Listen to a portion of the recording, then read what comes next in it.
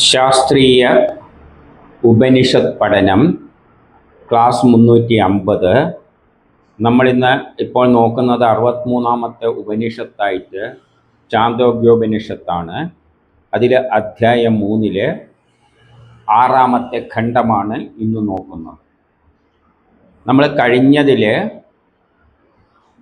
വേദങ്ങളിലൂടെയാണ്, ശാസ്ത്രങ്ങളിലൂടെയാണ് സൂര്യൻ പ്രപഞ്ചത്തിലെ എല്ലാ സൃഷ്ടികളും നടത്തുക. സൂര്യൻ എന്ന് പറഞ്ഞാൽ അതിനാണ് ബ്രഹ്മത്തിലൂടെയാണ്, സൂര്യനാണ് പ്രപഞ്ചത്തിൻ്റെ കേന്ദ്രമായി. നമ്മളെ പ്രപഞ്ചമുണ്ടെങ്കിൽ പ്രപഞ്ചത്തെ അതേ രൂപത്തിൽ കാണണ്ടെങ്കിൽ നമ്മൾ ഉണ്ടാകണം. നമ്മളില്ലെങ്കിൽ ഈ പ്രപഞ്ചത്തിനൊന്നും ഒരു പ്രാധാന്യമില്ല.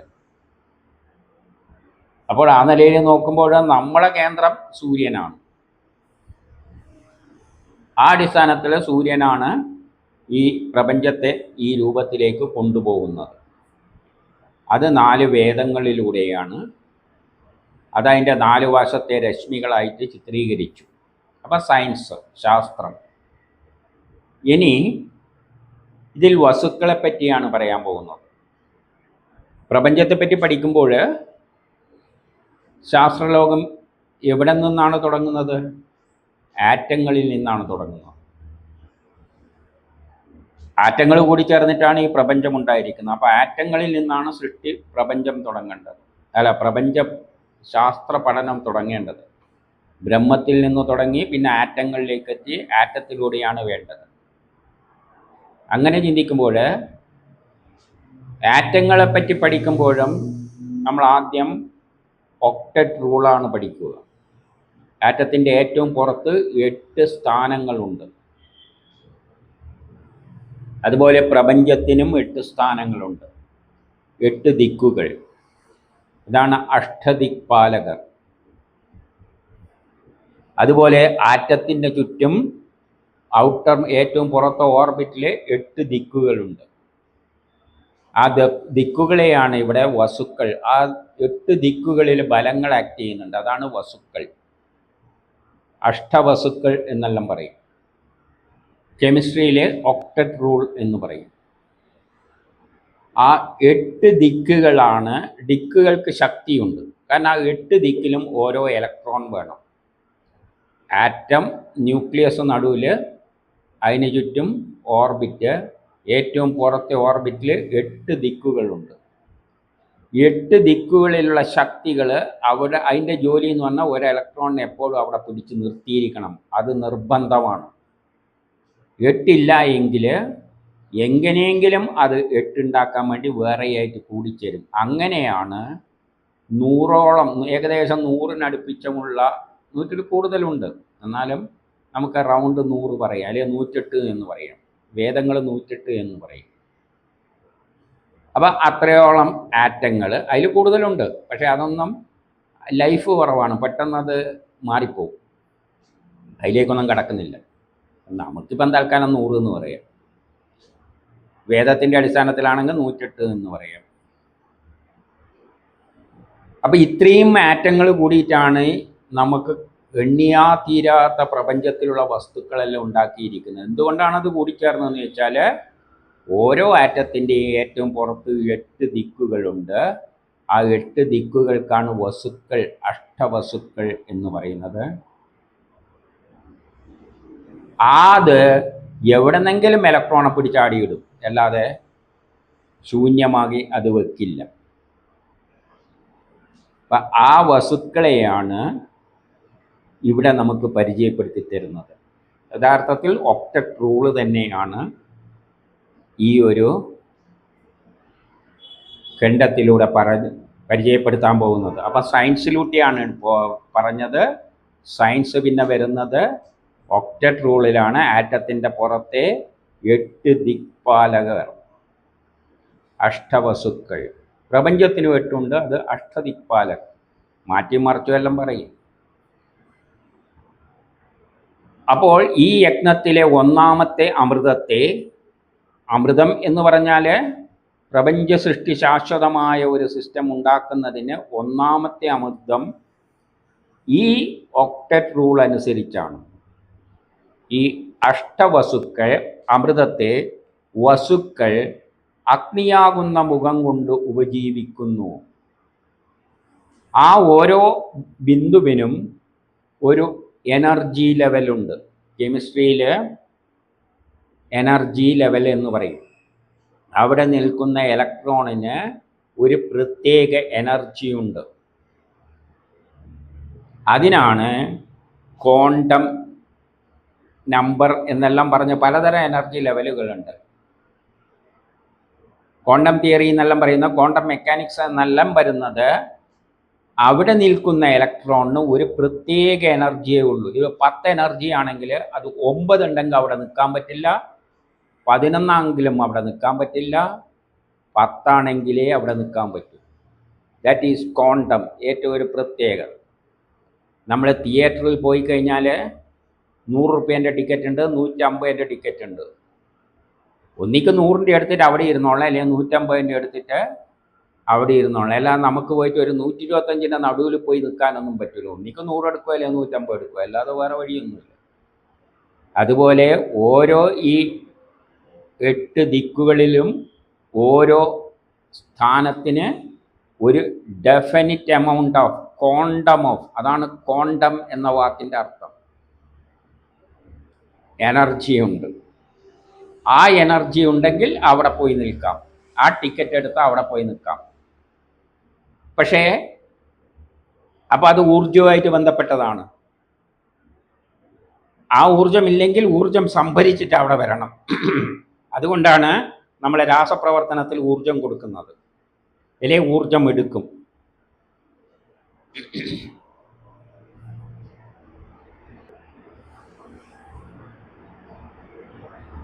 അപ്പം വസുക്കൾ, അഷ്ടവസുക്കൾ, ആ ദിക്പാലകർ, 8 ദിക്കുണ്ട് എന്ന് പറഞ്ഞ ആറ്റത്തിൻ്റെ ആദ്യത്തെ അമൃതത്തെ പ്രാപിക്കുവാൻ വേണ്ടിയിട്ട്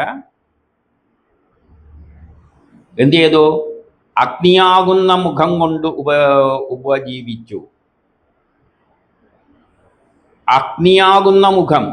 അപ്പം അവിടെ നിൽക്കണ്ടിക്കൽ വേറൊരു ആറ്റത്തിൻ്റെ ഇലക്ട്രോണിനെ അവിടെ പിടിച്ച് നിർത്തണ്ടിക്കൽ ആ എനർജി ലെവലിലുള്ള ഇലക്ട്രോൺ ആയിരിക്കണം, എങ്കിലേ അവിടെ നിൽക്കാൻ പറ്റുള്ളൂ.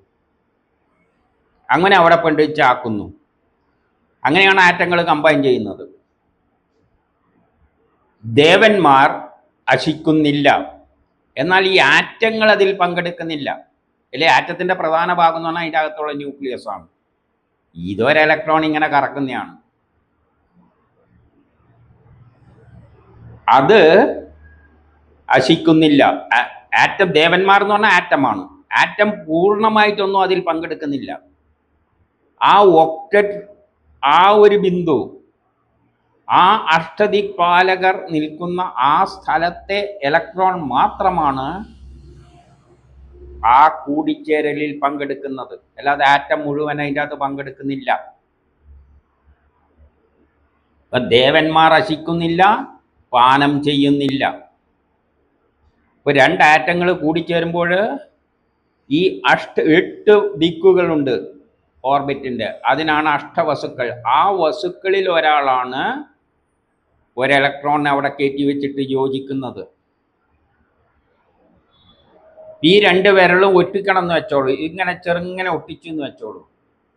ഈ വിരലൊന്നും അതിൻ്റെ അകത്ത് പങ്കെടുക്കുന്നില്ല. യഥാർത്ഥത്തിൽ ആ ബിന്ദു 2 തമ്മിലാണ് ഈ കൂടിച്ചട്ടാകുന്ന ആ ബിന്ദുക്കൾ, അതാണ് അഷ്ടവസുക്കൾ എന്ന അതേമാതിരിയുള്ള ബിന്ദുക്കൾ. അവിടെയാണ് ഇലക്ട്രോൺ വരുന്നത്. അതായത് ഇതൊന്നും അതിൻ്റെ അകത്ത് കയറിയിട്ട് പങ്കെടുക്കുന്നില്ല. അങ്ങനെയാണ് ആറ്റങ്ങൾ കൂടി ചേർന്നിട്ട് നമ്മളെല്ലാം ഉണ്ടായിരിക്കുന്നത്.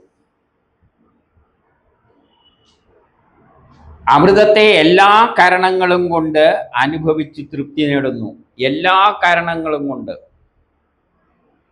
ഈ കാരണങ്ങൾ എന്ന് പറഞ്ഞാൽ നാം പറഞ്ഞല്ലോ 8 എണ്ണം ഉണ്ട്. അപ്പൊ 8 വെച്ചിട്ടും പിടിക്കാൻ പറ്റും വേറൊന്നിനെ.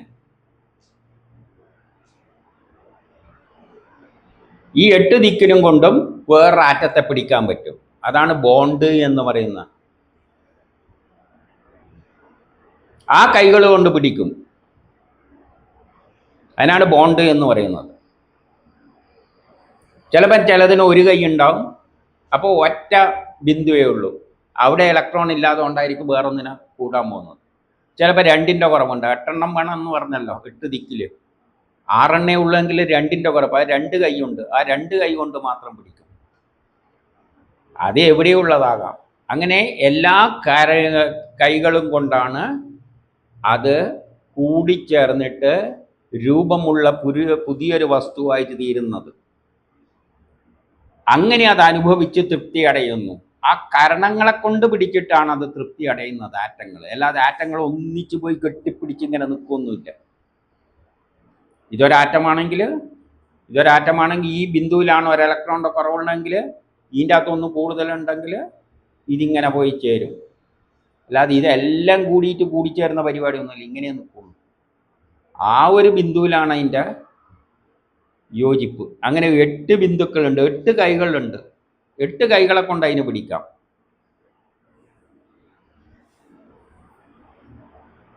ഇതെല്ലാം കെമിസ്ട്രി പഠിക്കാതെ എങ്ങനെയാണ് മനസ്സിലാക്കാൻ പറ്റും? ഉപനിഷത്തെല്ലാം പഠിച്ചിട്ട് പിന്നെ നമുക്ക് എന്തെങ്കിലും അതും ഇതെല്ലാം വായിക്ക് തോന്നിയെല്ലാം പറഞ്ഞുകൊണ്ടിരിക്കാം. എന്നതിൽ കവിഞ്ഞ് ഉപനിഷത്ത് പഠിക്കണ്ടെങ്കിൽ കെമിസ്ട്രി എല്ലാം പഠിച്ചേ പറ്റുള്ളൂ. ആ കെമിസ്ട്രി ഉള്ളത് കൊണ്ട് തന്നെയാണ് പ്രത്യേകിച്ചൊരു വേദമുണ്ടാക്കി വെച്ച സാമവേദം. കാരണം കെമിസ്ട്രി പഠിക്കാതെ പരിപാടി ഒന്നും പറ്റില്ല. കെമിസ്ട്രി പഠിക്കാതെ ഇതെങ്ങനെയാണ് മനസ്സിലാകുന്നത്? ഇതെല്ലാം പറഞ്ഞാൽ എങ്ങനെ, ഇത് വായിച്ചാൽ എങ്ങനെയാണ് മനസ്സിലാവുക? അപ്പോഴും പിന്നെ നമുക്ക് വായിക്ക് തോന്നിയല്ല എന്തെങ്കിലും എല്ലാം പറഞ്ഞ് നാട്ടുകാരെയും വീട്ടുകാരെയും വീട്ടിലെങ്ങനെയാ പെരുമാറണം, അങ്ങനെ വേണം ഇങ്ങനെ വേണം, നമ്മൾ ഇന്ന കാണിക്കണം ഇങ്ങനെ മുമ്പോട്ട് കുനിഞ്ഞു നിൽക്കണം, പിന്നോട്ടേക്ക് കുനിഞ്ഞു നിൽക്കറ അല്ലെങ്കിൽ നേർക്ക് നിൽക്കണം, ഇങ്ങനെയെല്ലാം പല അഭിപ്രായങ്ങൾ അങ്ങനെ പറഞ്ഞു പോകാം. എന്നിട്ട് ഇതെല്ലാം വേദത്തിലുള്ളതാണെന്നും പറഞ്ഞ് അവസാനം ഒപ്പിച്ചിട്ട് വേദപഠനം ആക്കി മാറ്റാം. അല്ല, വേദം ശരിക്കും വേദപുരാണ ഉപനിഷത്തുകൾ പഠിക്കേണ്ടെങ്കിൽ കെമിസ്ട്രി എല്ലാം പഠിച്ചുകൊണ്ട് ഇറങ്ങിയാലേ പറ്റുകയുള്ളൂ. അവർ ആ രൂപം നോക്കിക്കൊണ്ട് അനുഭവിക്കുന്നതായി ഉത്സാഹമുള്ളവരായിത്തീരുന്നു. അവർക്ക് ഉത്സാഹമുണ്ട്, ആറ്റങ്ങൾക്ക് കൂടിച്ചേരാൻ ഉത്സാഹമുണ്ട്. ഹൈഡ്രജൻ ഒറ്റക്ക് നിൽക്കാൻ പറ്റില്ല. ഹൈഡ്രജൻ എന്ന് പറഞ്ഞാൽ ഒറ്റ ഇലക്ട്രോണേ ഉള്ളൂ, 8 എണ്ണം വേണം. പക്ഷേ ഹൈഡ്രജൻ്റെ കാര്യത്തിൽ മാത്രം ഒരു സ്പെഷ്യൽ കൺസിഡറേഷൻ കൊടുത്തിട്ടുണ്ട്. ചെറുതായതുകൊണ്ട് അതിൻ്റെ അകത്ത് 8 നിൽക്കാനുള്ള സ്ഥലമില്ല, 2 എണ്ണം നിന്നാൽ മതി. അപ്പോൾ 2 എണ്ണം ഉണ്ടാകും. ഹൈഡ്രജൻ 1 ഉള്ളൂ, ഏറ്റവും പുറത്തെ ഓർബിറ്റിൽ 1 ഉള്ളൂ. അപ്പം ആ ഒരു ദിക്കിലുള്ള അഷ്ടദിക്പാലകർ 8 എണ്ണം ഉണ്ടെങ്കിലും ഒന്നിലുള്ളത് മാത്രം വേറെ എവിടെ നിന്നെങ്കിലും വേറൊരു ആറ്റത്തിൻ്റെ പിടിച്ച് ഇവിടെ വെക്കും, അങ്ങനെ കൂടിച്ചേരും. അപ്പം 2 ആറ്റങ്ങൾ കൂടി H2.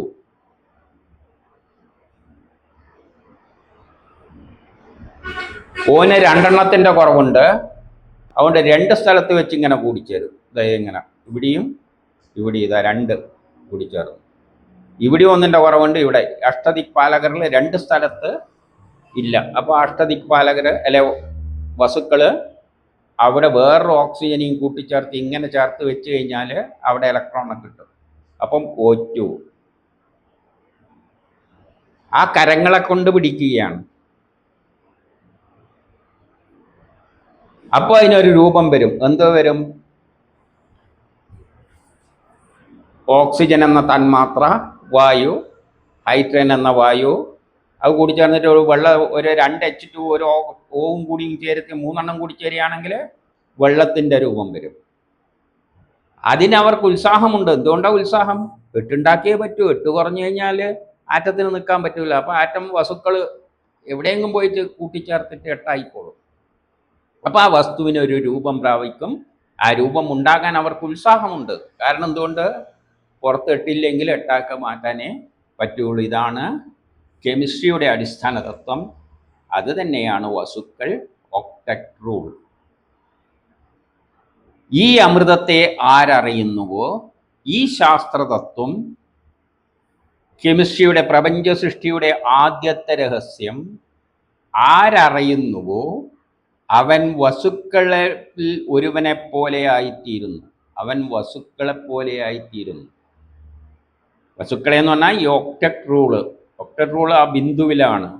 അവൻ ആ ശാസ്ത്ര രഹസ്യം മനസ്സിലാക്കി കഴിഞ്ഞാൽ ഈ തത്വം ഉപയോഗിച്ചുകൊണ്ടാണ് നമ്മളും വസ്തുക്കളെ കൂട്ടിച്ചേർത്തിട്ട് പലതുണ്ടാക്കുന്നത്.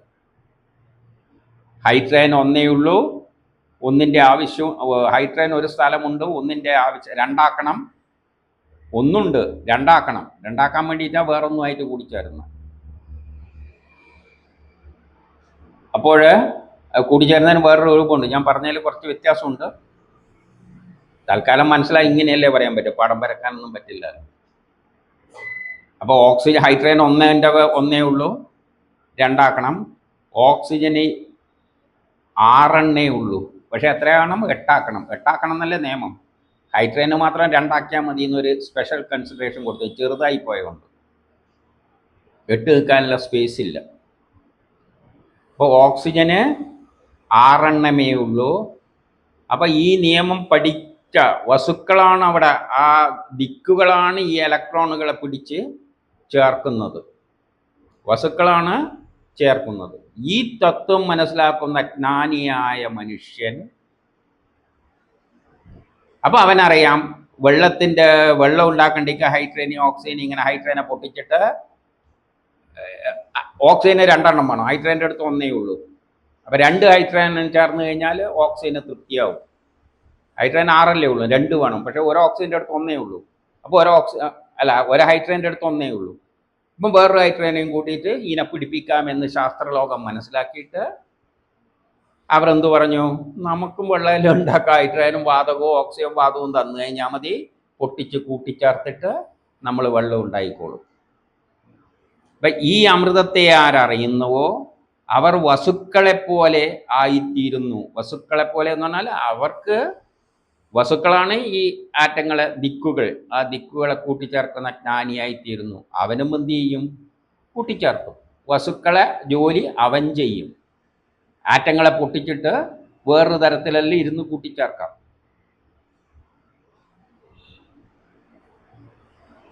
അത് എന്തു പഠിച്ചാൽ?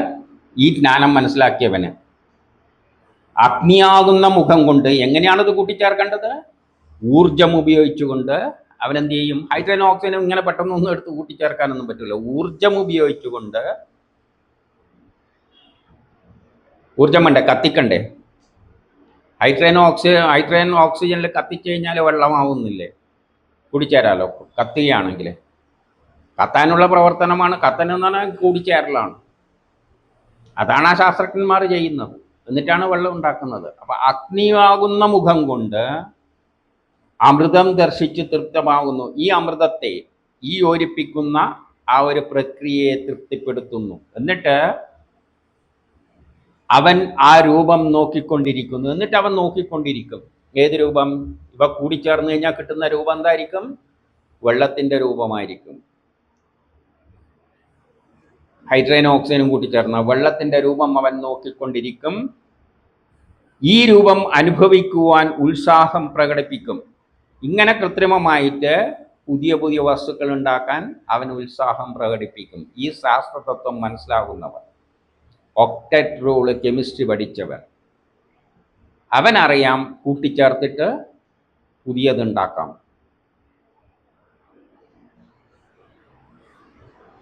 അവനാണ് പറഞ്ഞത് നമുക്ക് ഹൈഡ്രജനും ഓക്സിജനും കൂട്ടിച്ചേർത്ത് വെള്ളം ഉണ്ടാക്കാം, പുതിയ മരുന്നുണ്ടാക്കാം, കൃത്രിമമായിട്ടുണ്ടാക്കാം, റബ്ബർ ഉണ്ടാക്കാം, കൃത്രിമ റബ്ബർ ഉണ്ടാക്കാം, എല്ലാം ഉണ്ടാക്കാമെന്ന് അവൻ മനസ്സിലാക്കി. മനുഷ്യനെ തന്നെ ഉണ്ടാക്കാം, ജനിതഘടന ആറ്റങ്ങളെ കൂട്ടിച്ചേർത്തിട്ട് ആ ഘടന മനസ്സിലാക്കിയപ്പോൾ ഇങ്ങനെ കൂട്ടാം. അതിൻ്റെ എല്ലാം പിന്നിലുള്ളത് ഈ വസുക്കളാണ്, അഷ്ടവസുക്കളാണ്, ആ 8 ദിക്കുകളാണ്, ആറ്റത്തിൻ്റെ 8 ദിക്കുകളാണ്.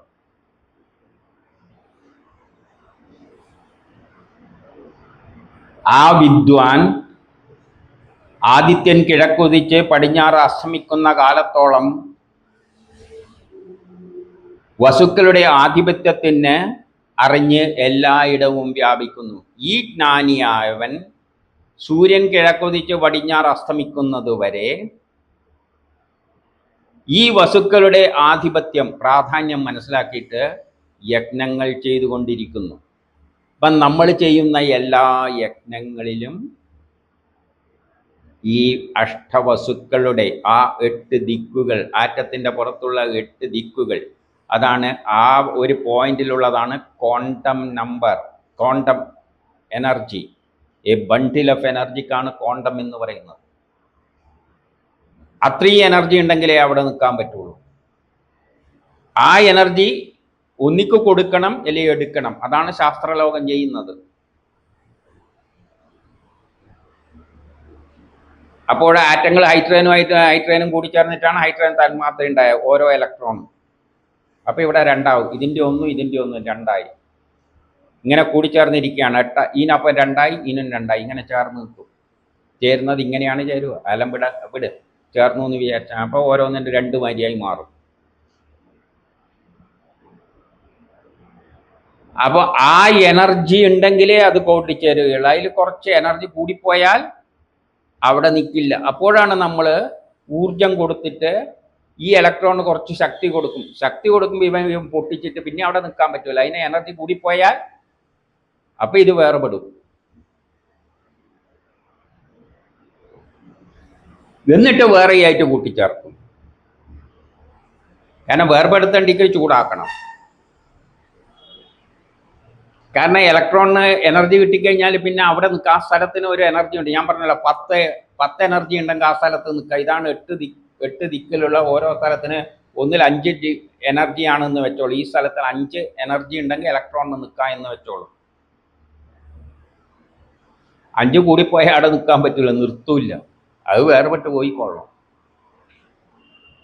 അതാണ് ചൂടാക്കുമ്പോൾ ഈ എനർജിയെ ഇലക്ട്രോൺ അബ്സോർബ് ചെയ്ത് കഴിഞ്ഞാൽ പിന്നെ അതവിടെ നിൽക്കാൻ പറ്റില്ല, അത് വിട്ടുപോയി കളയും. അതുകൊണ്ടാണ് ഇരുമ്പിനെയെല്ലാം നമുക്ക് പെട്ടെന്ന് മുറിച്ചു മാറ്റാൻ പറ്റുന്നത്. ചൂടാക്കുമ്പോൾ മുറിച്ചു മാറ്റാനെല്ലാം നമുക്ക് അടിച്ച് പരത്താനെല്ലാം പറ്റുന്നത്. ആ ഇലക്ട്രോൺ എനർജി കിട്ടി, അവിടെ നിൽക്കാൻ പറ്റില്ല. അപ്പം നമ്മൾ ബലം പ്രയോഗിക്കുമ്പോൾ പെട്ടെന്ന് അങ്ങ് വേർപെടും. അങ്ങനെയാണ് അരിയിൻ്റെ അകത്തുള്ള ബോണ്ടുകൾ പൊട്ടിച്ചിട്ട് വലിപ്പമെല്ലാം കൂടിയിട്ട് വേറൊരു ഘടനയായി മാറുന്നത്. അതിനെ നമുക്ക് ചവച്ച് തിന്നാൻ പറ്റും. വെറുതെ അരി വാങ്ങിയിട്ട് വെള്ളത്തിലിട്ട് ചൂടാക്കുമ്പോൾ തിന്നാൽ അത് മതി, നമ്മളെ വിശപ്പ് തീരും. പക്ഷേ ഈ ജ്ഞാനം നേടുന്നവർ ആണ് അരിയെ ഇങ്ങനെ ചോറാക്കാമെന്നുള്ള തത്വം കണ്ടുപിടിച്ചത്.